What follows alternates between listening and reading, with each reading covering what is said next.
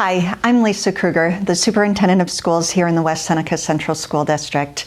Thank you for tuning in to find out the facts regarding our upcoming capital improvement project.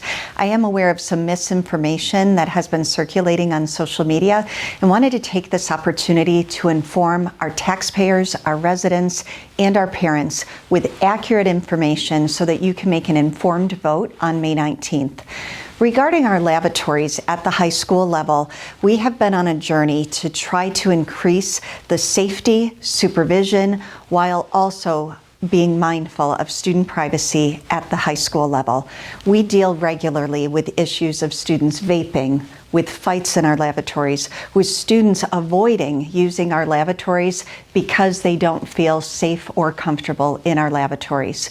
What our journey and investigation found is that there are other school districts in Western New York who have wrestled with the same challenges that we are wrestling with and have come up with really wise solutions to this. I spoke just recently with the superintendent of the Pioneer Central School District. You're seeing a few photos of Pioneer's renovated bathrooms. These are individual private lavatories with both the toilet and a sink within that lavatory.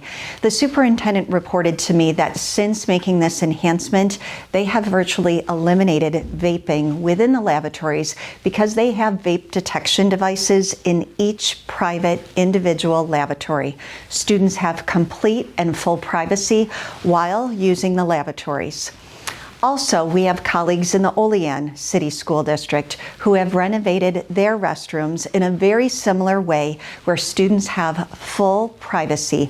As you can see, these are beautiful designs and allow much more privacy than what our students experience now in what we refer to as gang lavatories, where there are individual stall doors separating and giving a degree of privacy to our students, but not full and true privacy.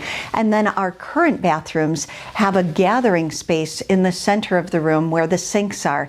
That gathering space is where mischief often occurs. That's where kids loiter, hang out, and we often have to deal with fights. By having individual private lavatories, we will allow all of our faculty and staff to more easily monitor the comings and goings out of those bathrooms because we don't have to limit female supervisors going into a female lavatory or male faculty and staff going into a male lavatory. We can allow all of our staff to more safely monitor and supervise the comings and goings out of those bathrooms. Some of the misunderstandings that I'm aware of are that there's a perception that boys and girls will be going to the lavatory together. And clearly, through this process, I hope you see through some of the images that we've shared and also just hear the vision that we certainly honor and respect student privacy and are trying to balance having a very private location for students to use the lavatory with increased safety and supervision of our students. This is no different than your half bath in your home or when you use the restroom when you're on an airplane. It is an individual private space for you to use the lavatory, but the person following you may be of a different gender.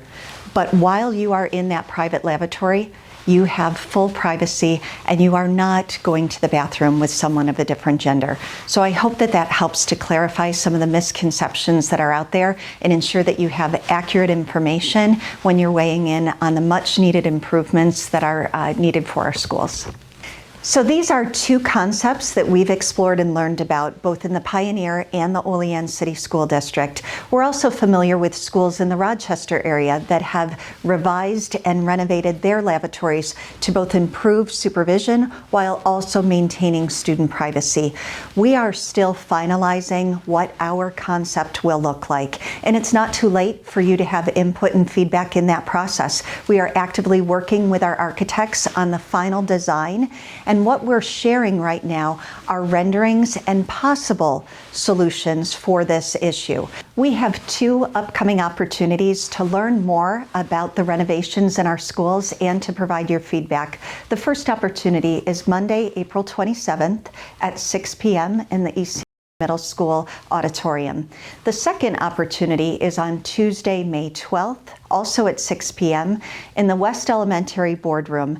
And that second opportunity on May 12th will be both live streamed and recorded in the event that you can't be there in person. So thank you for your time and attention. I hope this helps to clear up some of the misinformation that's out there and allows you to get the facts to be an informed voter. Thank you very much.